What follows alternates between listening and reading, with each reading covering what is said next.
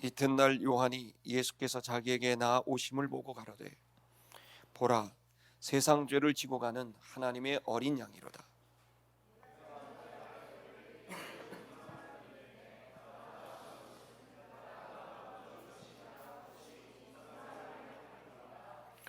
나도 그를 알지 못하였으나 내가 와서 물로 세례를 주는 것은 그를 이스라엘에게 나타내려 함이라 하니라.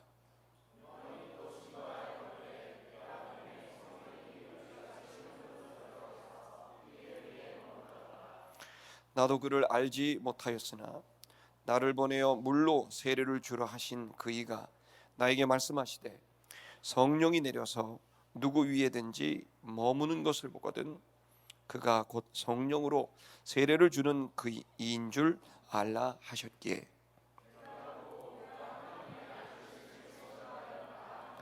아멘.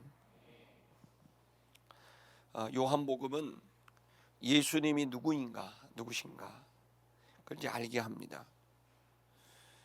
요한복음 무엇을 하라라고 하는 말씀이라기보단 예수님이 어떤 분인가를 우리에게 알려줍니다. 근데 이제 예수님이 어떤 분인가를 이제 알려주시면 우리가 그걸 알게 되면 우리 두 가지를 알 수 있게 되는데, 그 첫 번째는 뭐냐면 예수님을 통해 하나님이 누구신가를 알 수 있게 돼요. 하나님은 이제 영이십니다. 그러다 보니까 우리가 그 하나님을, 그 영을 인지하기가 너무너무 어렵죠. 우리들은 이제 아무래도 육에 속하였기 때문에 그 영이신 하나님을 인지하는 것은 이제 쉽지 않습니다. 그래서 이제 주님께서, 영이신 그 하나님께서 우리들에게 이제 어떠한 분이신지, 그분의 마음이 어떻고 그분의 생각이 어떠시고 그분의 계획이 어떤지를 이제 보여주시기 위해서 사실 예수 그리스도를 이제 이 땅에 이제 보내주신 이유도 있습니다. 예수 그리스도는 우리와 똑같은 육을 입었고 또 그분은 우리와 똑같은 삶을 사신 분이기에 그분을 통해, 그분을 알게 되면 우리가 그분을 통해 영이신 하나님 아버지를 알 수 있게 되는 거죠. 또 하나는 영이신 하나님 아버지를 알게 될 뿐만 아니라 내가 누군지를 알게 됩니다. 내가 살고 있는 세상이 어떠한지도 알게 됩니다. 내가 누구인지에 대한 이 생각은 이제 깨닫게 되는 것은 우리들이 앞으로 인생을 살아가는데 가장 첫 번째 꼭지에 해당하는, 가장 우선되고 가장 중요한 그러한 지점입니다.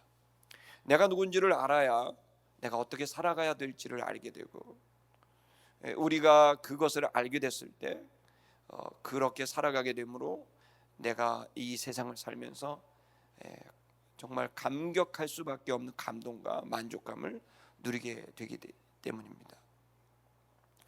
이 요한복음을 통해서 우리들이 예수를 이제 보게 되지만 그 예수는 바로 우리가 거듭난 우리들이, 다시 하나님의 자녀로 태어난 우리들이 그 예수님을 보면서 우리가 어떠한 존재인지를 알게 되고, 또 우리가 어떠한 생각, 또 우리의 사고방식, 생활방식을 가져야 되는지를 우리에게 보여주고 있는 하나의 모델과도 같은 그분이 바로 예수님입니다. 그래서 우리는 지금부터 예수님이 누군지를 이제 계속 알아가게 될 것이고, 그 예수님을 이제 알아가면서 하나님의 그 생각들, 하나님의 존재에 대해서 이제 알고, 동시에 또 내가 누군지를 알고 우리가 살고 있는 세상이 어떤 것인지를 알게 되면서 우리들에게 놀라운 이제 자유가 임하게 됩니다. 그 아는 것은 자유를 줍니다. 여러분, 예를 들어서 이 공간이 이제 이 의자들이 이렇게 있잖아요. 여기에 불이 딱 꺼지게 되면은 처음으로 들어온 사람들은 이 의자에 부딪힐 때 이 의자가 얼마나 두렵게 느껴지겠어요? 모르기 때문이죠. 그러나 여기에 불이 켜지게 되고 이게 의자인 줄을 알게 되면, 여러분, 그래서 다시 불이 꺼지게 되면, 여러분 부딪혔을 때 이게 의자인 줄을 알게 되면 여러분 이 의자가 부딪히는 공포가, 두려움이 이제 느껴지지 않겠죠. 오히려 이것을 알게 되면, 이 공간에 대한 이해를 하게 되면 자유롭게 이 의자를 오히려 안고 이용할 수도 있게 되지 않겠습니까? 중요한 건 사건이 아니라 이 사건에 대한 이해와 해석입니다. 그것을 알게 됐을 때 우리들은 오히려 두려움의 대상이 두려운 게 아니라 나에게 유익이 되었구나라는 걸 알게 되고, 오히려 두려움의 대상 이것이 내가 살아갈 수 있게 되는 가장 소중한 자산으로 바꿀 수도 있게 되는 겁니다. 중요한 건 사건이 아니라 이 사건에 대한 이해와 해석입니다. 바로 진리는 우리들에게 그걸 알려줍니다. 나의 탄생의 이야기, 그리고 내 인생에 담겨져 있는 이야기, 그리고 이 세상의 이야기들을 알게 되면서, 그리고 마지막엔 죽고 난 다음에 가게 될 그 하나님의 그 여정에 대해서, 나를 향한 여정에 대해서 알게 되면 우리들은 전혀 다른 방식으로 우리의 삶을 이해하게 되고 그 속에서 우리는 자유를 얻을 수 있게 됩니다. 그래서 예수님이 직접 진리를 너희가 알아야 되는데 그 진리가 너희를 자유하게 할 거라고 하셨습니다. 그래서 우리에게 밀려오는 우리의 마음을 어둡게 만들고 힘들게 만드는 폭풍같이 밀려오는 이러한 어려움, 이 모든 핍박들, 또 우리가 해결해야 될 아주 복잡하고 어려운 일들이 막 폭풍처럼 밀려올 때 이것에 대한 이해를 갖고 있는 진리를 아는 사람들은 그 폭풍을 두려워하지 않고 오히려 그 폭풍을 맞을 수도 있게 되지만, 그것을 모르는 사람들은, 이 폭풍에 대한 이해를 모르는 사람들은 그 폭풍 앞에 도망갈 수밖에 없고 공포에 휩싸일 수밖에 없게 되는 겁니다. 여러분, 이 시간 우리가 요한복음을 통해서 예수를 알고 하나님을 알고 우리를 알고 우리의 생애와 우리의 삶을 또 그리고 우리의 환경을 알게 될 텐데, 이 일을 통해 저와 여러분에게 자유함이 되기를 주의 이름으로 축복합니다. 이 알게 되는 것은 그런데 저절로 알게 되는 것이 아니라 사실은 성령께서 우리들에게 알게 하셔야 알 수가 있습니다.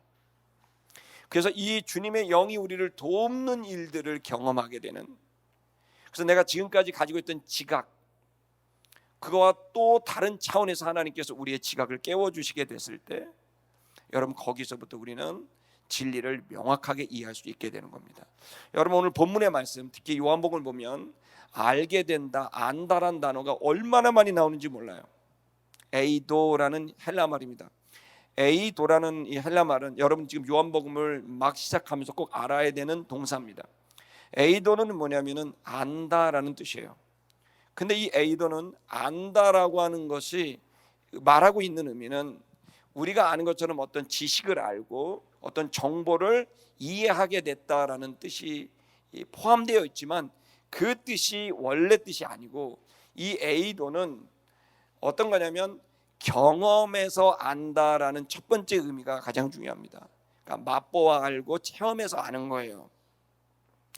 이 에이도가 쓰여지게 되는 것은, 그래서 우리가 하나님을 아는 것은 하나님에 대한 정보를 내가 이해하는 것이 하나님을 아는 게 아니에요. 여러분이 말씀을 그냥 알게 됐고 외웠으니까 그것이 하나님이 들어온 게 아니에요. 예수님이 들어온 게 아니에요. 그 말씀이 실제로 내 영과 부딪히면서 내 내면에 어떠한 사건이 일어나게 되는 겁니다. 움직임이 일어나고 또 이해가 일어나고 어떤 욕망이 열망이 일어나고 하는 그 내면의 변화들이 생기는 거예요. 그래서 영이신 하나님을 체험적으로 느끼고 경험해서 알아버리는 겁니다. 그래서 이 에이도를 우리가 이해를 할 때는, 여러분 어떤 PhD 박사를 받아서 신학 박사가 되고 철학 박사가 돼서 하나님에 대한, 성경에 대한, 기독교 역사에 대한 해박한 지식을 알고 그것을 아는 것이 하나님을 아는 것이라는 개념이 아니라, 차라리 학위가 없어도 저 산골에 있는 어떤 할머니가, 아니면 어촌에 있는 어떤 외딴 섬에 있는 할머니가 복음을 듣고, 그 복음을 듣고 예수 그리스도를 영접하게 되고 말씀을 듣고 찬양을 부르고 기도하면서 그가 그 하나님을 너무나 적은 지식의 양이지만 그걸 붙들고 그가 믿음으로 고백하고 마음이 변화되고 살기를 원한다고 한다면, 여러분 그렇다면 그 할머니는 하나님을 아는 게 되는 거예요. 아무리 성경에 해박한 지식을 가져도 그 하나님에 대한 영적인 이 체험과 경험이 없다면 여러분 하나님을 아는 게 아니라 하나님에 대한 지식을 소유하게 된 것인 거죠. 물론 이 지식을 소유하는 작업은 굉장히 중요한 일이지만 에이도가 말하고 있는 것은 지식에 국한된 게 아니라 지식이 결국 닿게 하는 인격적인 체험에 그 안다라는 의미를 담고 있다는 거예요. 그러므로 하나님은 성경에 대한 지식을 공부하면서 아는 게 아니라 그 공부를 통하여 내 영이 영이신 하나님과 교감을 하게 되고 동감을 하게 되는 그 체험을 통하여 하나님을 아는 거예요. 그래서 하나님은 체험을 통해 아는 것이죠. 그래서 누구나 하나님을 알 수가 있습니다. 지적인 능력이 아무리 떨어져도 그는 얼마든지 하나님을 알 수 있는 거죠. 또 하나 에이도는 중요한 것은 뭐냐면 그렇게 체험해서 아는 것일 뿐만 아니라 두 번째 에이도의 중요한 것은 에이도는 항상 과거형으로만 쓰여요. 과거 부정형이라 부정과 에오리스트라는 이 문법으로 쓰이는데 이건 에이도는 과거에 알았다는 거예요. 여러분 이 굉장히 신기한 개념이니 좀 이해를 좀 하셔야 됩니다. 그래서 제가 설명을 드리는 겁니다. 에이도는 과거형으로만 써요. 한 단어도 현재형이나 미래형이 없어요. 100% 과거형으로만 쓰는 단어예요. 왜 이렇게 됐을까요? 여러분 하나님을 알거나 세상을 알아가는 이 에이도를 쓸 때는 이미 알고 있다는 거예요. 우리가 성경이 말하고 있는 건 하나님을 알만한 것을 하나님이 이미 모든 사람들에게 두셨다는 거예요. 그래서 이미 알고 있는 것들이 있는데 이게 뭐냐면 정리가 되지 않고 이것이 확인이 되지 않았는데 하나님의 말씀이 전달되게 되면 그 말씀을 그 진리를 받게 됐을 때 이미 알고 있는 내가 어떻게 돼요? 정리가 되면서 알았다고 느끼는 거예요. 새로운 게 있는 게 아니라 하나님을 알만한 것을 모든 사람들에게 주셨습니다. 그리고 그 하나님을 알만한 것들이 있으나 하나님을 아는 것은 아닙니다. 그걸 자기가 인지하거나 지각하고 있지는 못합니다. 그런데 하나님의 말씀 진리가 전달되게 됐을 때 그 말씀이 이미 있었던 하나님을 알만한 것들이 이 말씀과 맞아떨어지면서 정리가 되고 이해가 되고 아멘하게 되는 이 현상을 알았다라고 말하는 거예요. 지금 여러분 아멘 하신 분 몇 분 계시는데 이건 제가 새로운 지식을 가르쳐 드린 게 아니라 이미 여러분 안에 이 지식은 있었으나 이것이 성령의 감동으로 깨달아지게 되면서 알았다라고 아멘하게 되시는 거예요. 제가 예전에 군부대에 가서 복음을 전하는데 군인들한테 뭐 얘기를 하다가 계속 그 정신교육하다가 아무래도 복음을 전해야 될 것 같아서 마지막 순간에 예수 그리스도만이 여러분의 문제를 해결합니다. 그랬더니 아멘 그러는 거예요. 누가 가르쳐 주지도 않았는데 아멘 그러는 거예요. 끝나고 난 다음에 저를 찾아왔어요. 그래서 제가 왜 아멘 했는지 모르겠어요. 근데 그게 맞는 것 같더라고요. 그럼 얘기를 하는 거예요. 여러분 우리가 사람들을 설득할 필요가 없습니다. 복음은 선포하는 것이고 진리를 가르쳐 주면 됩니다. 그러면 하나님을 알만한 것들이 그 속에 내재되어 있는 이 사람들이 그 말씀이 진리가 오면 마치 자연 시간에 수많은 쇳가루가 이렇게 됐을 때 혼재되어 있고 복잡했을 때 말굽 자석을 N극 S극을 거기다 탁 갖다 두면 이 혼재되는 쇳가루가 치치치치 하면서 U자로 딱 붙어서 정리가 되듯이 인간의 내면에 혼재되어져 있던 이것에 진리가 진실이 말씀이 전달되게 되는 순간 혼재되는 쇳가루 같은 생각들이 탁탁탁탁 정리가 되면서 예수 그리스도라고 하는 예수는 그리스도라는 이 사실로 정확하게 재배열되게 되면서 이해하게 되는 거예요. 진리를 알아버리게 되는 거예요. 이 진리는 지적 능력과 상관없이 하나님의 영으로 말미암아 우리가 깨닫게 되고 경험하게 되는 일입니다. 그래서 여러분 세계적인 대학에서 박사학위를 받은 논문이나 저 산골에서 난 놓고 기억자도 모르는 할머니의 증언이나 똑같을 수밖에 없는 건 진리이기 때문입니다. 아름다운 게 성도 여러분, 지금부터 우리는 이 요한복음을 좀 더 깊이 보게 될 텐데 저와 여러분의 이 에이도의 은혜가 있게 되기를 축복합니다. 이 진리가 여러분에게 이해가 되게 되고 그것이 여러분 앞에 혼재되었던 지식들이, 지식의 파편적인 지식들이 이제 진리로 재배열되게 되는 그 놀라운 은혜가 있게 될 것을 기대합니다. 자, 그래서 우리가 이 주님을 이제 알아가게 되는데요, 오늘 본문에서 세례 요한의 증언을 통해 우리가 예수님을 알아가려고 생각합니다. 29절을 좀 보십시다. 자, 29절에 보면 그가 이튿날 예수를 이제 보았습니다. 자기에게 나오시는 예수를 보게 된 겁니다. 이튿날은 뭡니까?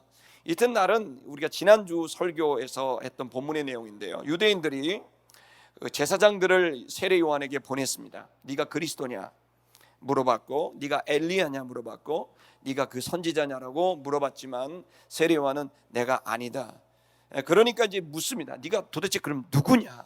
너는 누구냐라고 하는 그 정체성을 물어봅니다. 그랬더니 세례 요한이 한 말은 나는 그냥 소리일 뿐이다. 주의 길을 곧게 하라고 하는 소리일 뿐이다. 광야에 외치는 자의 소리인데 주의 길을 곧게 하라고 하는 소리인 것이다. 소리라고 하는 말이 뭡니까? 그것은 이제 지난주에 여러분 설명을 드렸기 때문에 더 드리지는 않겠습니다만은, 여러분 이 광야에 외친 자의 소리는 바로 목자의 소리이고, 그것은 죽음을 당하고 길을 잃어버린 양들이 그 목자에게로 위험을 또 그리고 그 고통을 이제 벗어나 이제 안전한 구원의 자리로 오게 하는 바로 목자의 음성이죠. 그래서 그 광야에 외친 자의 소리처럼 구원의 소리, 그 소리가 바로 본인이라고 이야기를 하고, 그러면서 나는 그 소리인데 또 그 다음에 또 다른 문장을 합니다. 내 뒤에 오시는 이가 있는데 그분은 너희 중에 일어나게 될 것이다. 내 뒤에 오시는 이라는 말이 뭡니까? 이 말은 영접이라는 말하고 이제 같이 쓰여지게 되는데, 내 뒤에 오신다는 말은 뭐냐면, 이제 영접이란 말을 우리가 3주 전에 봤습니다. 영접하는 자 곧 그 아들의 이름을 믿는 자들에게는 하나님 자녀가 되는 권세를 주셨다. 그 영접이라는 단어는 관용구인데, 그것은 왕이 원래 주인이 찾아오게 됐을 때 그 성의 마을에 주인이 원래 있는데, 왕이 있는데 그 마을에 왕이 찾아오게 되면 그 마을에 있는 사람들이 그 왕을 다 맞이하게 돼야 되는 거죠. 주인이 왔으니까요. 이제 그런 장면을 통해 영접이라고 했는데, 그때 왕이 오게 되면 마을에 있는 사람들은 전부 마을 바깥으로 가서 왕이 마을의 중심 자리에 가는 그 길을 어떻게 해요? 다 열어놔야 돼요. 물건이 있으면 물건을 치우고 사람이 있으면 비켜놔야 되고, 그래서 왕이 그 마을의 주인이라고 하는 그 자리에 갈 수 있도록 하는 모든 직선거리를 전부 아무것도 없게 만들어야 되는 거죠. 자, 이럴 때 여러분 이 영접 이유를 그렇게, 그래 왕이 들어가게 되면 이제 백성들이 따라 들어가면서 지금까지는 내가 내 마음대로 이 마을을 썼지만, 이 내 집을 내 마음대로 썼고 밭을 내 마음대로 썼지만 원래 이 집과 밭과 성의 주인은 바로 저분이야 라고 하는 것을 명확하게 하는 그 영접, 맞이하는 거죠. 자, 그런데 여러분 그때 왕이 올 때에 그냥 오는 게 아니라 왕 앞에 소리꾼을 앞서 보내요. 그래서 그 소리꾼이 앞에서 신하가 이제 그 일을 하는데, 그 신하가 왕 앞에 가서 왕이 오시도다라고 외칩니다. 그 왕이 오신다고 그 성에 들어가서 저기 왕이 오시도다라고 외치게 되면 사람들이 그 소리꾼의 얘기를 듣고 전부 일사불란하게 성 밖으로 나가고 그 길을 완전히 곧게 만들고, 그러면서 왕이 올 수 있도록 하는 그 환경을 만드는 겁니다. 다시 말하면 왕이 오기 전에 그 앞에 그 소리가 먼저 소리꾼이 있는 거죠. 본인을 세례요한이 뭐라고 얘기를 했냐면 바로 그런 자라고 또다시 얘기를 한 겁니다. 다시 말하면 왕이 오는데 그 왕 앞에서 내가 소리를 내는 자다. 그리고 주의 길을, 그 왕의 길을 곧게 하라. 즉 그가 왕이 갈 수 있는 도로를 명확하게 평탄케 하라라고 하는 그 소리를 하는 왕의 앞선 자라고 본인을 얘기를 했습니다. 그러면서 이제 그 내 뒤에 오시는 자가 있다. 근데 놀랍게도 그 내 뒤에 오시는 자는 너희가 알지 못하지만 너희 가운데 일어나게 돼. 너희 가운데 그 오시는 자가 서게 될 것이다 라고 하면서 유대인들에게 얘기를 합니다. 너희 가운데라는 말은 뭡니까? 죄인들 가운데 일어나게 될 거다. 그래서 죄인들 가운데 일어나서 너희가 알지 못하게 된다. 종의 형체가 그리고 죄인의 모습을 그대로 갖고 인간과 똑같은 모습으로 나셨기 때문에 너희가 그분이 태어났지만 오셨지만 알지 못한다라고 얘기를 한 겁니다. 그러니 여러분, 알지 못하기 때문에 뭐가 필요해요? 바로 그분이 왕이고 그분이 주고 그분이 그리스도라고 하는 사실을 누군가 알려줘야 알 수 있는 거 아닙니까? 그래서 본인을 뭐라고 얘기를 하냐면, 나는 그분의 신발끈을, 샌들끈을 풀기도 감당하지 못할 그 존재에, 나는 그분을 섬기는 존재인데 그분의 길을 예비하라고 보낸 소리꾼이다 라고 이제 본인을 얘기하는 겁니다. 자, 그 얘기를 하고 난 다음에 베다니에서 세례에 있는 거기서 이제 가르치시는 이 사건이 있었는데요. 그리고 이튿날입니다. 다음 날이 돼서 이제 드디어 이 사건이 벌어지게 되는 겁니다. 자, 보십시다. 그가, 세례요한이 봤습니다. 예수를 봤어요. 자기에게 나아오고 계시는 걸 봤어요. 여기 나아오심을 봤다라고 이야기하고 있습니다. 이 말은 예수에 대한 이제 예수가 어떤 형태로 왔는지, 우리는 보통 이제 예수께로 가면 구원을 얻고 예수께로 가면 우리가 힘을 얻는다고 이해를 합니다. 물론 맞습니다. 그것은 우리의 의지고 우리가 분명한 그런 태도를 보여야 됩니다. 그러나 여러분, 요한복음을 비롯한 진리를 정확하게 이야기하는 이 부분에서는 우리가 알아야 될 것은 내가 주님께로 간 게 아니라 주님이 우리에게로 온 겁니다. 우리가 아버지께로 간 게 아니라 아버지께서 우리에게로 오신 거예요. 주의 나라가 오고 있는 겁니다. 주님이 우리를 향해 오고 계시는 것이 구원의 정확한 사실입니다. 우리가 아버지를 사랑한 게 아니라 아버지가 먼저 우리를 사랑하셨기 때문입니다. 우리가 주님을 믿었다고 생각하지만 먼저 하나님이 우리를 믿어주신 겁니다. 우리가 주님을 소망했다고 생각했지만 그러나 주님이 우리를 먼저 기대하고 믿어주시고 사랑해 주신 겁니다. 우리가 주님께로 간 것 같지만 그분이 종의 형체를 입어 우리 가운데로 찾아오신 거예요. 아름다운 게 성도 여러분, 이 시간 우리가 이 사실을 정확히 이해하고 하나님께 감사할 수 있기를 축복합니다. 우리가 아버지께로 간 것인 것처럼 보이나 사실은 우리에게로 찾아오셔서 우리를 구원하시고 직접 희생을 치르신 그분에 대한 이해를 저와 여러분이 갖게 되기를 축복합니다. 자, 이 장면에서도 세례 요한이 찾아간 게 아니라 그 세례 요한에게 예수님이 나오셨습니다.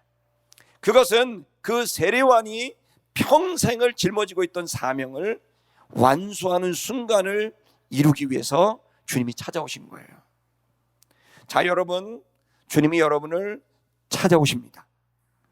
이미 찾아오셨고 찾아오실 것입니다. 아무것도 염려하지 말고 걱정하지 말고 조급해하지 마세요.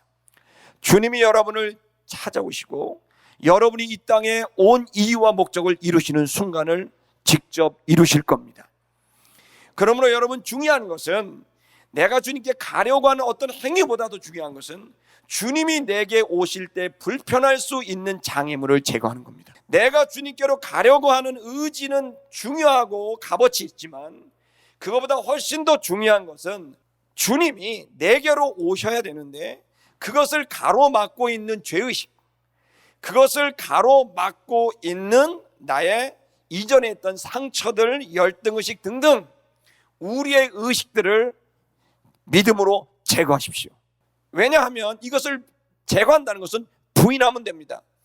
그것이 여러분 앞에 있을 때 주의 성령의 도우심으로 얼마든지 그 의식들은 제거될 수 있다는 사실을 믿으셔야 합니다. 왜냐하면 여러분은 그 의식을 절대로 제거할 수 없습니다.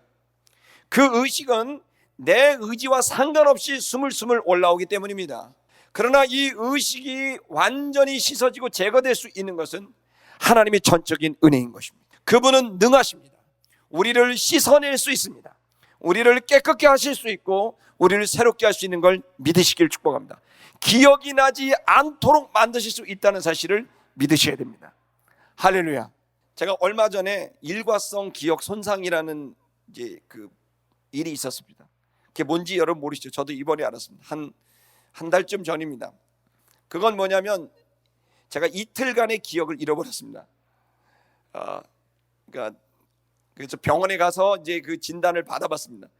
토요일과 주일이 있었는데 토요일 날의 기억은 완전히 이제 혼재되어 있어서 오전에 했던 일은 저녁에 했다고 생각하고 그 전전날 한 걸 내가 토요일 날 오전에 했다고 생각, 막 이렇게 기억이 완전히 뒤바뀌어 있었고, 주일 날은 기억이 아예 나지 않았습니다.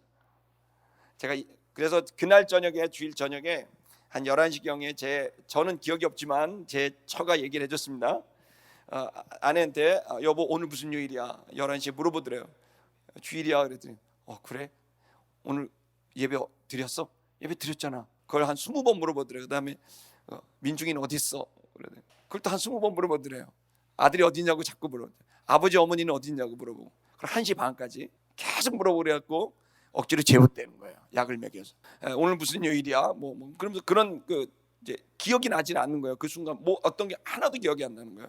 그 다음에 이제 그 다음 날 이제 눈을 뜬 겁니다.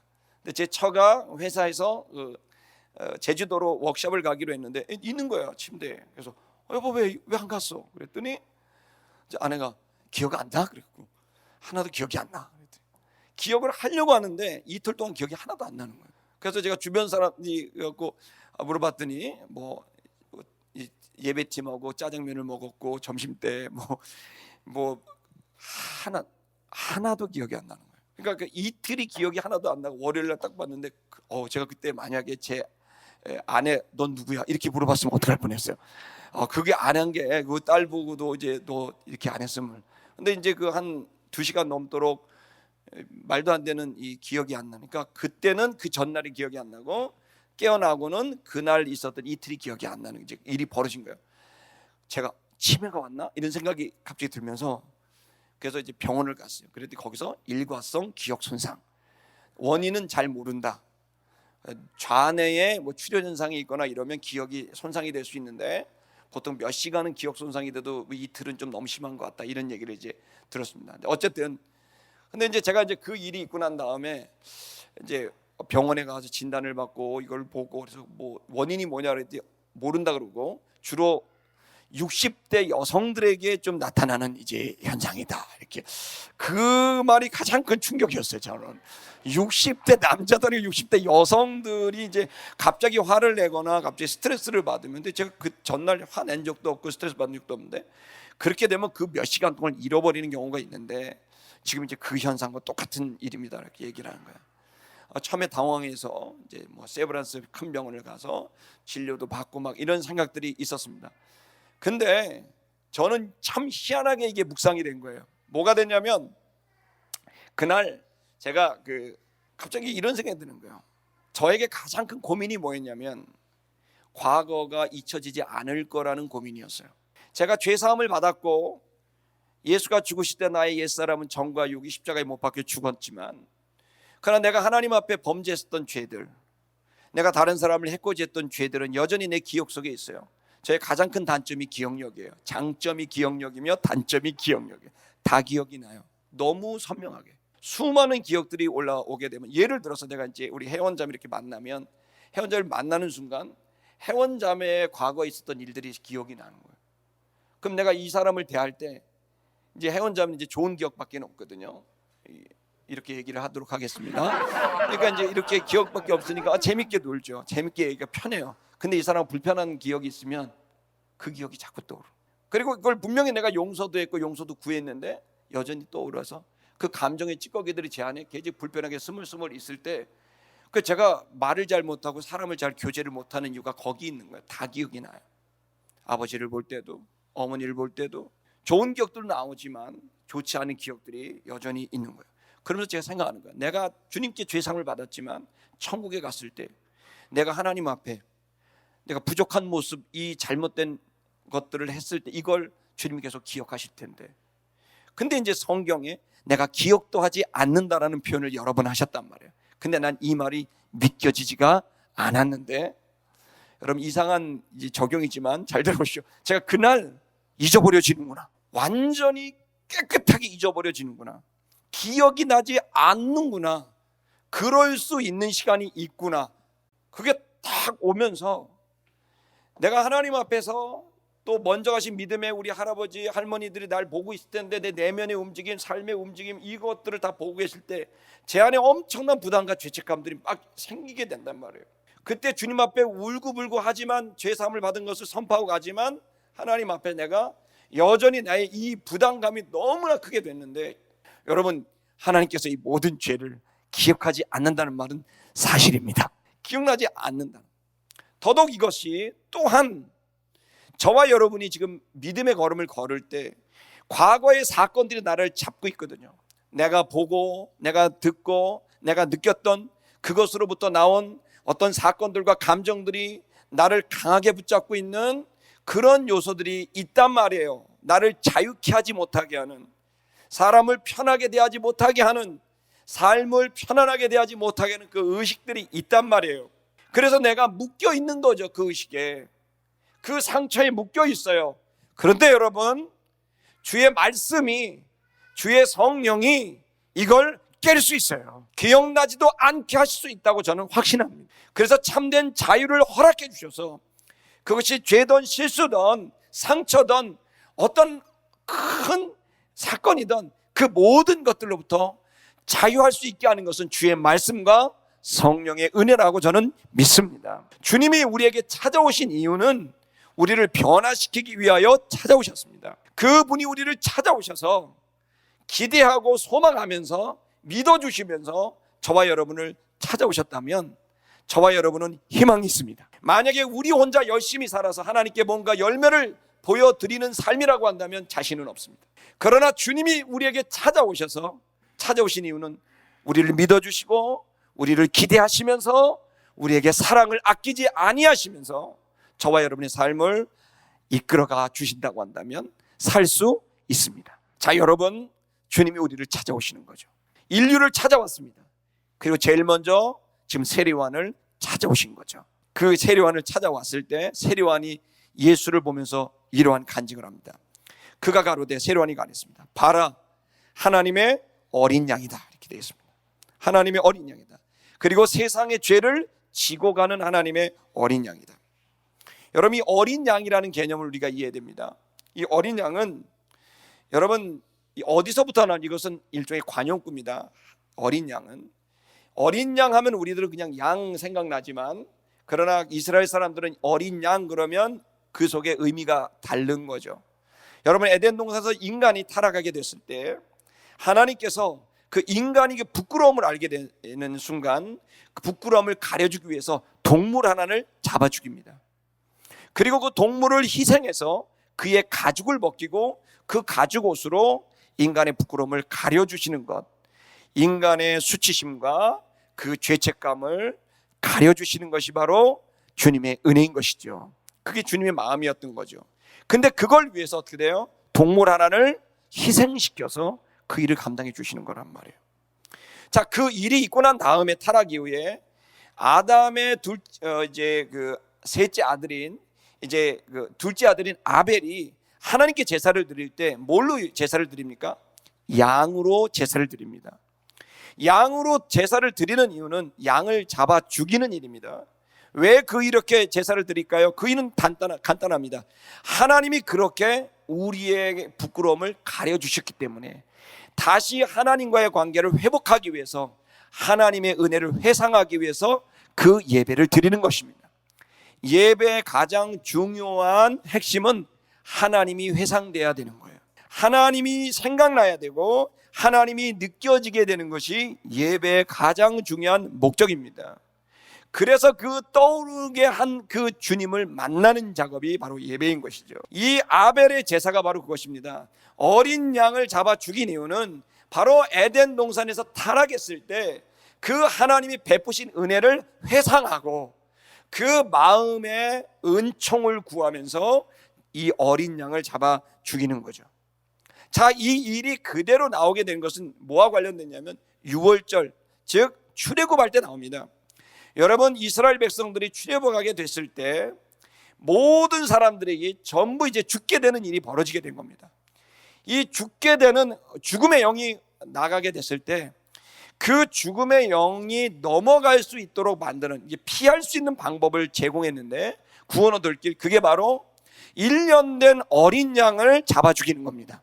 그리고 단순히 가죽을 벗겨 부끄러운 것을 가려주는 정도가 아니라 그 어린 양을 그날 저녁 다 먹어야 됩니다. 그 양을 씹어 먹어야 되는 거예요. 그 수컷 어린 양을 먹고 그것을 받게 되면 동시에 그 어린 양이 죽으면서 흘린 피를 그 문에다가 바르게 되면 그 피로 말미암아서 죽음의 이 저주와 이 심판의 영이 넘어가게 되는 그 일이 이제 출애굽 때 있었던 이제 마지막 재앙에 있었던 일입니다. 이 일이 결국 어린 양은 단순히 부끄러움을 가려주는 것을 넘어서서 구원을 말하고 있는 것이고, 그것은 우리들이 장차 얻게 될 바로 그 어린 양, 바로 그분을 생각하게 하기 위한 하나의 그림자요 준비 교육 과정이었던 거죠. 그래서 어떻게 합니까? 이스라엘 백성들이 이제 시내산에 도착하고 성막 제도를 하나님께로부터 받게 된 다음에는 매일 아침에 한 마리 어린 양을 잡아 죽이고 매일 저녁에 어린 양을 잡아 죽입니다. 매일마다 저녁과 아침마다 어린 양을 잡아 죽이죠. 그리고 안식일에는 7마리의 어린 양을 잡아 죽입니다. 그 일을 통해서 이 시간의 전환점에 이 양을 잡아 죽이는 일을 이제 하게 되는데, 그 의미를 좀 더 구체적으로 잠깐 설명을 드리자면, 이 저녁과 아침은 창세기 1장에 나왔던 내용입니다. 저녁이 되며 아침이 되니 그는 첫째 날이요 둘째 날이요 했던 그 내용입니다. 왜 저녁이 되며 아침이 되니라는 말이 그렇게 중요해서 한 번도 빠지지 않고 나올까요? 이유는 간단합니다.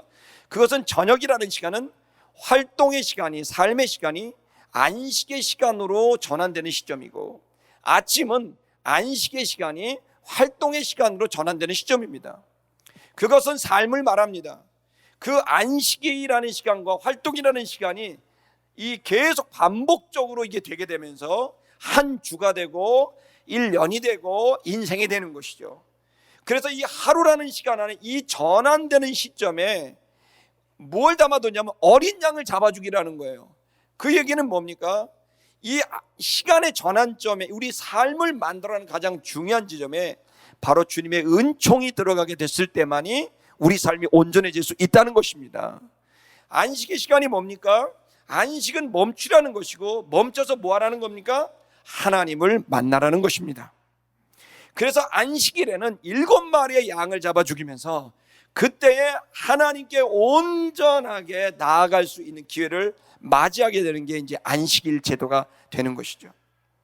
여러분, 우리의 삶 속에 이제 주님의 이 하나님의 어린 양이 내 안에 들어오므로 저와 여러분의 삶이 제대로 된 진리에 맞는 삶, 하나님의 아들의 삶으로 나아갈 수 있게 되는 건 여러분이 시간의 전환점마다 어린 양 되신 예수 그리스도를 회상하고 그 어린 양 되신 예수 그리스도를 내 안에 받아서 그분의 말과 그분의 감정을 우리 삶 속에, 우리의 언어 속에 실현하게 됐을 때 여러분, 놀라운 여러분 삶의 변화가 생길 수 있는 걸 믿으시길 축복합니다. 여러분, 그뿐만 아니라 매달 첫째 날인 월삭, 그때에도 어린 양을 잡아 죽입니다. 나팔절에 나팔 부는 날에도 어린 양을 잡아 죽입니다. 대표적으로는 속죄일, 1년에 한 번밖에 없는 속죄일, 그날에도 7마리의 어린 양을 잡아 죽입니다. 그 어린 양이라고 하는 것은 흠이 없고 점이 없는 이 양을 통해 하나님과 우리가 온전히 회복되고 하나님과 함께하는 삶, 그것 하나님이 함께하는 백성으로서의 삶을 위해서 어린 양이라는 제물이 사용되게 되는 겁니다. 즉 하나님과 우리가 화해되기를 원하는 거죠. 그래서 하나님 우리에게 저주를 주시는 분이 아니라, 벌 내리시는 분이 아니라 복을 내리시기를 바라고 있는 그 하나님의 마음을 돌이키게 하기 위해서 드리는 게 어린 양이라는 거예요. 그래서 그 에덴에서 타락했을 때 우리의 부끄러움을 긍휼히 여기셔서 가죽옷으로 덮여주신 주님, 그 마음을 잊지 말아 주십시오. 우리에게 당신의 은총이, 은혜가, 자비가 필요합니다 하면서 주님께 어린 양을 잡아 드리는 제사를 드리게 된 거죠. 근데 이 어린 양은 상징 언어로서 바로 온 인류를 위한 그 단번에 제사를 드리는 어린 양이 예배되어 있게 된 거죠. 지금까지 드렸던 양들은 그냥 양들입니다. 부족한 양이에요. 흠이 없고 점이 없는 외적인 것은 그럴지 모르지만 온 인류의 죄를 담당하기에는 부족한 가치죠. 그래서 하나님께서는 이제 사람들이 준비한 양이 아니라 하나님이 직접 준비한, 여기에 하나님의 어린 양이로다라는 말은 사람이 준비한 그 수많은 양들이 아니라 바로 하나님이 준비한 그 양이었다라는 얘기입니다. 지금까지 죽었던 수많은 양들은 바로 이 양을 위해서 죽은 겁니다. 이 양에 대한 이해를 깨닫게 하기 위해서 수많은 양들이 죽게 된 겁니다. 이 하나님의 어린 양은 단순히 한 사람의 죄나 국가의 문제가 아니라 온 코스모스, 온 우주의, 온 인류의 모든 죄를 담당하는 양이었다는 거예요. 그만큼의 가치가 있다는 거예요. 모든 인류의 죄를 대신할 만큼의 가치는 그 어떤 양에게도 없는 거죠. 오로지 하나님이 준비한 그 양만이 그 가치가 있는 거죠. 여기 특별히 세상 죄를 지고 간다라고 하는 표현을 씁니다. 지고 간다라는 이 표현은 여기도 보시기 한글도 동사가 두 개 있듯이 지었다, 들어서 지었다, 그리고 갔다라는 표현, 지고 가는 있지 않습니까? 헬라어도 똑같습니다. 지고 가라는 말은 뭐냐면 들어 올렸다, 그리고 옮겨 갔다라는 뜻이 합성된 뜻이에요. 다시 말하면 여기 세상 죄를 지고 갔다는 것은 세상 죄를 지어서 있는 책임을 말한 것뿐만 아니라 이제 이 죄를 완전히 없애게 하기 위해서 이동시켰다는 말까지 들어가는 거예요. 그래서 예수가 죽으신 이유는 단순히 죄를 용서하시는 것뿐만 아니라 이제는 그 죄에서부터 자유함을 얻도록 죄를 옮겨주시는 것까지 하시는 게 예수가 세상 죄를 지고 갔다는 말의 의미인 거예요. 자, 모든 사람들에게 적용되는, 모든 시대, 모든 지역의 사람들에게 적용되는 그들이 갖고 있는 이 죄의 문제, 이 짐의 문제, 이 수고하고 무거운 짐의 이 문제를 자, 누가 담당했다고요? 어린 양 대신 예수가 지었고 들어 올렸고 그리고 그걸 갖고 이동해 버렸다는 거예요. 그걸 위해서 어린 양을 준비했다. 자, 세례요한이 받은 것은 예수는 바로 그런 것이라는 거예요. 아름다운 교회 성도 여러분, 여러분이 갖고 있는 크고 작은 모든 짐들을 예수께 맡기셔야 됩니다. 여러분이 자꾸 쥐고 있어요. 여러분이 쥐고 있지 주님이 계속 달라 그럴 거예요. 저는 이제 목회를 하면서 이런 광경이 떠오릅니다. 성도들은 자꾸 이 짐을 안 주려고 그럽니다. 주님 자꾸 짐 줘라, 이렇게 자꾸 짐 갖고 실랑이가 벌어진 겁니다. 제발 나한테 줘. 이제 안 주는 거죠. 간주고 계속 내 세상 짐을 짓고 짊어지고 가요. 여러분 얼마나 무거우십니까? 여러분 얼마나 어려우십니까? 아름다운 교회 성도 여러분, 여러분 입술을 열어서 여러분의 짐을 주님께 올려드리세요. 주님, 제가 이 짐이 주님이 당신께 맡겨집니다. 이 짐을 당신께 옮겨드립니다. 여러분, 구원이라는 말은 다양한 의미로 쓰여집니다. 영원히 구원 얻는다는 말에서부터 어려움에 처했던 사람들이 구출당하고 문제가 해결된다는 말에까지 구원은 굉장히 보편적이고 큰 의미를 갖고 있습니다. 여러분의 주님께서 예수가 우리의 세상 죄의 짐을 지었다는 이 말도 마찬가지입니다. 여러분에게 있는 크고 작은 모든 의식들, 부담감들, 전부 이 모든 짐들, 책임감들 여러분 다 주님께 맡기셔도 되는 건 주님이 모든 짐을 지고 가신, 십자가를 지고 가신 분이기 때문에 그렇습니다. 그러므로 여러분, 저와 여러분들이 이 세상의 모든 짐을 지고 가신 그 예수께 내 짐을 맡길 수 있는 믿음이 있기를 축복합니다. 그리고 여러분이 입술의 고백을 통해 이 짐을 받아주세요. 주님, 제 아들의 미래 이 공부에 대한 부담감 받아주세요. 주님이 아들을 책임져 주십시오. 제 딸을 주님 책임져 주십시오. 아름다운 교회를 책임져 주십시오. 주님, 제가 이것이 나한테 너무나 무겁지만 책임져 주십시오. 심지어 주님, 제 영혼을 주님 제 스스로 관리할 수 없습니다. 주님, 이 내 영혼을 주님께 맡기오니 제 영혼을 짊어져 주십시오. 여러분, 우리에게 있는 수많은 우리의 부담되는 모든 것들을 주님께 맡기었을 때 우리의 주인 되신 주님께서 이 모든 문제를 받으셔서 선하고 아름다운 길로 최고의 선인, 최고의 가치인 선으로 우리를 이끌어 주실 것을 믿으시기를 축복합니다. 세상의 모든 죄를 지고 간다는 말은 이렇게 작은 내면의 의식에서부터 우리의 살고 죽는 죽음과 생명의 문제까지 모든 것의 문제의 원인인 죄를 예수가 다 짊어지고 옮기신 그걸 위해 선택된 바로 그 어린 양, 바로 그분이 바로 저기에 있다고 세례요한이 얘기한 거예요. 30절 보시면 이 사람을 가리침이니라. 내가 전에 말했던 그가 바로 이 사람이다라는 거예요. 여러분, 이 장면이 얼마나 감격적입니까? 세례요한이 평생을 막 외쳤는데 드디어 그 어린 양이 나타난 거죠. 하나님의. 그러면서 그를 보라고 얘기합니다. 그 다음에 사람이 내 뒤에 오는데 그러나 그는 나보다 앞선 것은 나보다 먼저 계십니다. 세례요한은 두 가지를 다 본 거예요. 자기보다 내 뒤에 있다. 나이는 자기보다 어리다는 거죠. 뒤에 있다. 그러나 그 존재는 뭡니까? 나보다 앞선, 나보다 먼저 있는 자다. 그러니까 예수의 인성과 예수의 그 영성을 다 이해한 거예요. 아름다운 성도 여러분, 우리가 예수를 이해할 때 두 가지를 다 봐야 돼요. 예수의 사람됨을, 그리고 예수의 하나님 아들됨을 다 봐야 돼요. 그리고 그 속에서 우리와 똑같은 몸을 입으신 예수가 어떻게 살아가셨는가는 저와 여러분이 어떻게 살아갈 것인가에 대한 분명한 비전을 보여주고 있습니다. 여러분, 그 얘기입니다. 31절을 보면 나도 그를 알지 못하였다. 그래서 이제 세례요한이 얘기합니다. 나는 못 알아보고 있었다. 그러나 그가 이제 물로 세례를 주는 내게로 와서 이스라엘에게 나타내려고 하고 있다라고 이렇게 표현합니다. 자, 보십시다. 세례요한의 얘기는 뭐냐면 내가 지금까지 몰랐다. 정리가 안 됐고 이해가 안 되는데 갑자기 내가 저 사람이 하나님의 어린 양이라는 것을 알게 됐다. 그 얘기를 한 겁니다. 그리고 그 사람이 내게 찾아온 것은, 물로 세례를 주고 있는 나에게 찾아온 것은 자신을 나타내려고, 드러내려고 오신 거다. 여러분, 뒤에 보시면 알겠지만 바로 예수는 성령으로 세례를 주기 위해서 온 겁니다. 세례요한은 물로 세례를 줬지만 바로 예수 그리스도는 성령으로 세례를 주는 거예요. 자, 여기에서 그러나 우리가 이 원리를 하나, 진리를 보십시다. 자, 예수가 이스라엘에게 나타내시려고 누구에게 찾아옵니까? 물로 세례를 주는 자신에게 찾아왔다는 겁니다.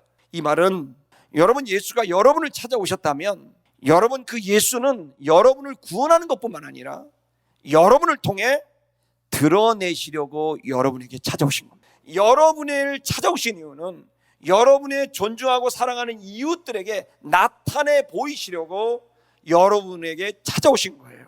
아름다운 게 성도 여러분, 지금 여러분이 나 하나 구원받는 밀실에서의 영성의 활동은 매우 중요한 일이지만 그 밀실에서 나와서 이 사람들과의 관계 속으로 들어가 그들 속에 나를 통하여 드러나시는 예수를 경험하게 하는 것, 그것이 여러분, 저와 여러분이 해야 될 사명이라는 걸 믿으셔야 됩니다. 이 일을 위해 선교사들이 다른 나라와 민족을 향해 가고 있고 수많은 전도자들이 많은 사람들에게 찾아가는 이유는 바로 그들이 만난 예수가 너무나 감격스럽고 좋기 때문에 이걸 드러내게 하는 것이죠.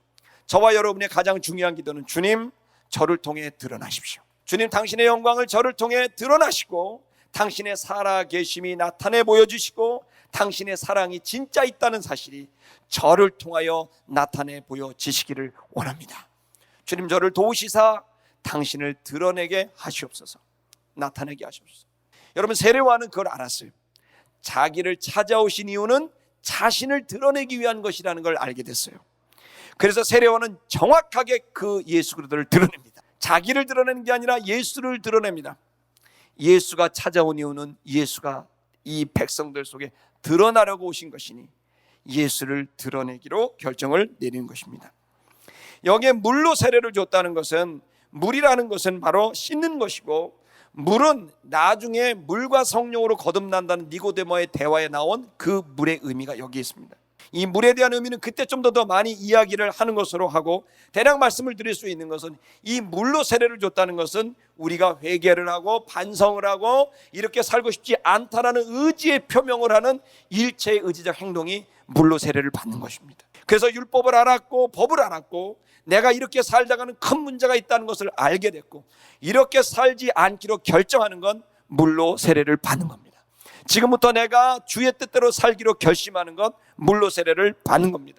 그러나 여러분, 물로 세례를 받음으로 하나님의 자녀가 될 수 있지만 물과 성령으로 세례를 받으셔야 됩니다. 그 이유는 성령은 본질적인 체질의 변화를 우리에게 가져옵니다. 참된 신자가 될 수 있도록 하는 거예요. 열심히 의지적 노력으로 고행하는 종교가 아니라, 고행이 아니라 동행하게 되고, 고행이 아니라 주님의 영광이 드러나게 되는, 여러분, 놀라운 참된 신자가 되는 변화, 이 변화가 있습니다. 그러므로 거듭날 뿐만 아니라 우리는 성령의 은혜를 받아야 될 줄 믿습니다. 32절에 보면 요한이 가로되 증거했습니다. 내가 성령을 보았다. 하늘로서 비둘기같이 내려오는 성령을 보았다. 그가 그 위에 머물러 있었었다. 33절 말합니다. 나도 그를 알지 못하였다. 그런데 그이가, 보시면 내게 물로 세례를 주라고 나를 보낸 그가 누굽니까? 하나님 아버지죠.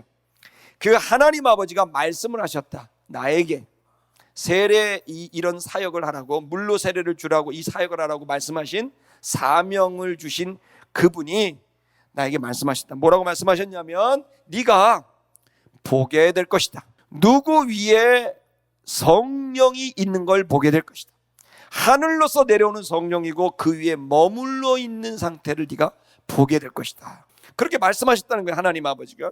그다음은 그러면 그가 바로 성령으로 세례를 줄 자이다 라고 네가 알아야 한다 라고 말했다는 거예요. 자, 보십시다. 성령으로 세례를 주는 그인 줄 알라. 이제 나는 물로 세례를 주지만 그는 불로 세례를 주는 거예요. 물로 우리의 의지적인 세례를 주지만 이제는 불로 우리를 완전히 태워서 새롭게 하신다는 거예요. 할렐루야. 물은 씻지만 불은 없애버려요. 그래서 이 말의 의미는 단순히 내가 의지로 나는 그대로 생생히 살아있고 내 의지로 하지 말아야지, 기도해야지, 나 전도해야 될 것 같아, 전도해야지, 성경 봐야지, 성경 보고, 자, 우리 성도님 새신자 되셨으니까 열심히 이제 아르케 하셔야 됩니다. 아르케 해야지, 내가 뭐 제자양 해야지. 그런 의지의 모든 것들은 물로 세례 받은 거예요. 내 존재는 생생히 그대로 있거든. 그러니까 이것만 갖고는 안 돼요. 단순히 정체성의 변화 정도 갖고 안 돼요. 어떻게 돼요?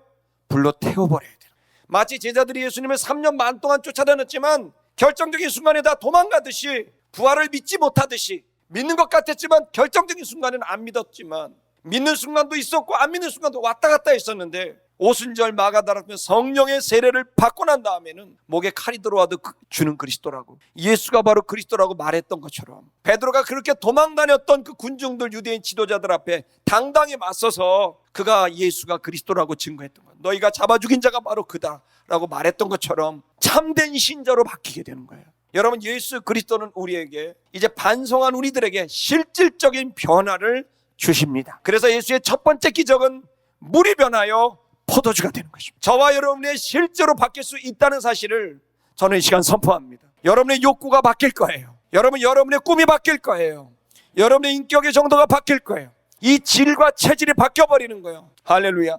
이 바뀔 수 있습니까? 있습니다. 주라면 가능합니다. 물로 세례를 받은 우리들에게 성령의 세례가 필요합니다. 그리고 억지로 가는 신앙생활이 아니라 주님께서 주시는 감사의, 여러분 자발적인 신앙으로 바뀌게 되는 이 놀라운 은혜가 계속해서 저와 여러분에게 있게 되길 주의 이름으로 축복합니다. 34절에 내가 보았다, 내가 증거한다, 바로 그가 하나님의 아들이시라는 걸 증거한다. 아름다운 성도 여러분, 이 하나님의 아들이시라는 이 사실을 이제 계속해서 우리가 좀 보게 될 것입니다. 저는 여러분에게 권면합니다. 여러분, 예수 그리스도는 세상의 모든 죄를 짊어지시고 옮겨주셨듯이 여러분과 저의 모든 죄와 부담과 어려움을 짊어지시고 옮겨주십니다. 그 어린 양에게, 여러분, 그 어린 양에게 우리 짐을 맡겨드리십시다.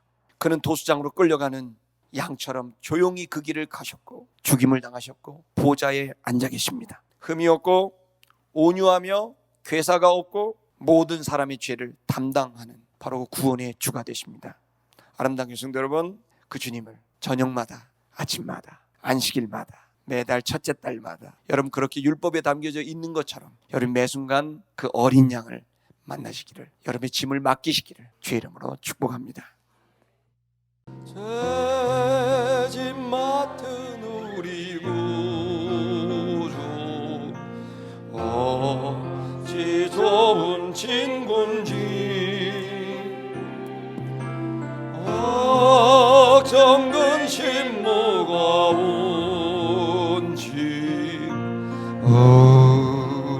주께 맡기세. 주께 고함 없는 고로 복을 얻지 못하네. 사람들이 어찌하여 아래 모를까. 시험 걱정 모든 괴로 먹는 사람 누군가.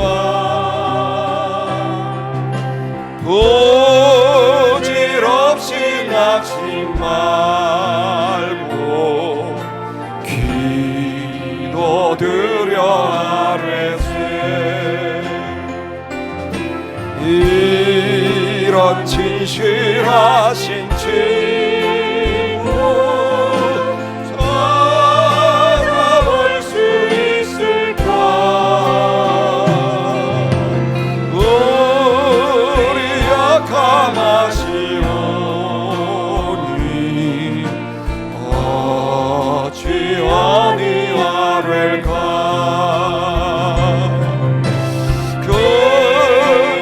걱정 무거운 짐 아니 진자 누군가.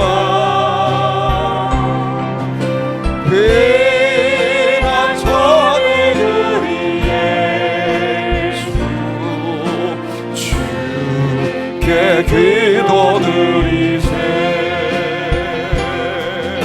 세상 친구 너를 조롱하여도 예수 품에 안기어서 참된 위로받겠네. 근심 걱정 무거운 짐 근심 걱정 무거운 아니 진자 누군가.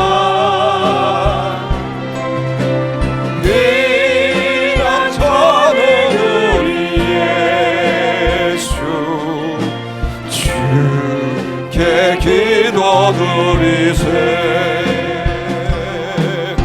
세상 친구 멸시하고 너를 조롱하여도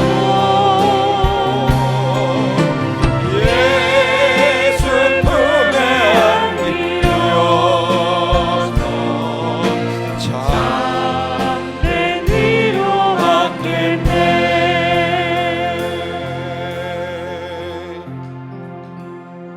나 이제 주님의 새 생명 얻은 몸 옛것은 지나고 새 사람이로다.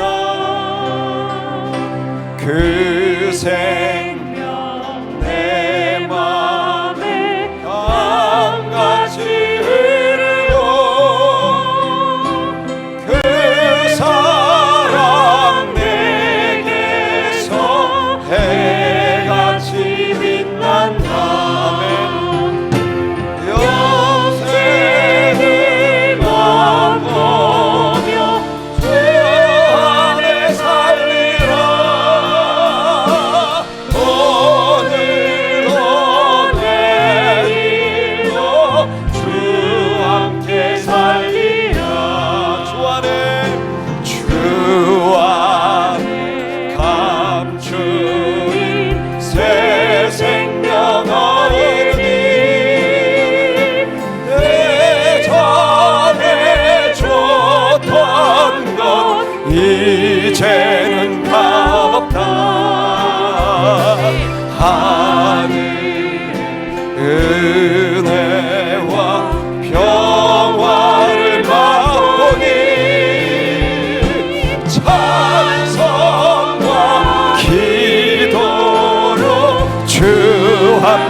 함께 살리라. 영생을 맛보며 주 안에 살리라. 오늘도 내일도 주 함께 살리라. 산천도 저먹고 새 것이 되었고 죄인도 원수도 친구로 변한다. 새 생명 얻은 자 영생을 맛보니 주님을 모신 마 새하늘이로다.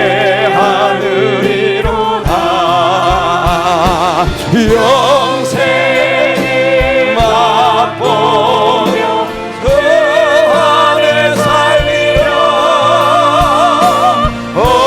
오늘도 내일도 주 함께 살리라. 주 따라 하늘 위로 가고 멀어도 찬송을 부르며 뒤따라가리라. 나 주를 모시고 영원히 살리라. 날마다 섬기며 주 함께 살리라. 영생을 맛보며 주 안에 살리라. 오늘도 내일도 주 안에 살리라. 영생을 맛보며 주 안에 살리라. 오늘도 내일도 주 함께 살리라.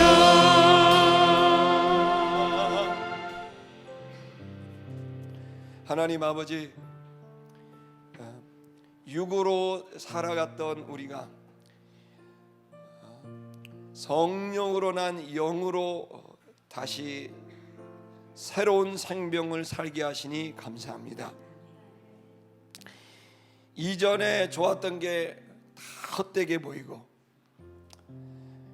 새로운 주님 삶에 그런 소망이 생기게 하시니 감사합니다. 주님, 우리가 영생을 살아야 되는데 죽은 육신을 다시 살려고 하는 것을 부인합니다. 하나님, 우리가 육으로 났지만 이미 그 정과 욕심을 이미 예수가 죽을 때 십자가에 못 박아 그때 어린 양, 하나님의 어린 양이 해결하는 것을 믿습니다. 이제 나는 새 것이 되었습니다. 주가 부활하심으로 그 의로움으로 새 것이 되었습니다. 이 불충분한 자가 주님을 모심으로 충분한 자가 되었고, 이 죄인 실수 많은 자가 예수를 모심으로 온전한 자가 되었습니다. 우리를 의롭다 하실 뿐만 아니라 영원 얻게 하시리는 주님밖에는 없습니다. 오 주여, 우리를 위하여 준비한 당신의 그 완벽한 양을, 그 살과 피를 먹음으로 우리가 온전해지게 된 것을 선언합니다. 아름다운 교회 성도들에게 복음을 믿는 믿음을 성령의 도우심으로 허락하시고, 주여 그 진리가저들을 자유케 하여 더 이상 나를 어떤 것도 무너지게 할 수 없고 죽일 수 없고 멸망시킬 수 없다는 사실을 깨닫게 하여 주셔서 일어나는 모든 일들은 오로지 주님을 드러내기 위한 일들인 것을 알게 하여 주셔서 나의 온전한 인격이 되던 하나님의 영혼을 구원하는 그 영혼을 구원하는 사역의 성공적 결과가 되든 선을 향하여 계속해서 달리고 있는 주님의 진리 은혜가 있음을 바라보게 하여 주시옵소서. 아버지 하나님, 귀한 예물을 주님께 드리고 헌신하는 모든 이들을 받아주시고 저들이 어린 양 되신 예수를 계속해서 만나도록 은혜를 베풀어 주시기를 원합니다. 살 길은 예수밖에 없습니다. 내가 일어설 길은 예수밖에 없습니다. 안 그러면 무너지고 흔들리고 오염되고 가시가고 외식합니다. 진짜가 될 길은 예수밖에 없습니다. 오 주여, 우리에게 다시 한번 생생히 살아나십시오. 우리의 눈의 거풀을 벗겨주셔서 주님을 보게 하시옵소서. 지금은 우리 구주 예수 그리스도의 은혜와 하나님 아버지의 사랑과 성령님의 교통하심이 이 자리에 나의 죄, 우리 민족의 죄, 온 세상의 죄를 담당하시고 이 죄를 옮기시기 위하여 십자가에 죽으시고 부활하신 하나님의 어린 양 예수를 바라보면서 이제 그 예수 때문에 내가 살았으니 그 예수를 전하여 온 인류를 살리기로 서원하는 아름다운 게 모든 성도들 머리 위에, 한국교회 위에, 대한민국과 북녘에 있는 우리 동포들, 지하교회 성도들, 탈북 중에 있는 우리의 동포들, 전 세계에 흩어져 있는 당신의 귀한 종들과 교회들, 선교사들 위에 이제로부터 영원토록 함께 하시기를 간절히 축원하옵나이다. 아멘.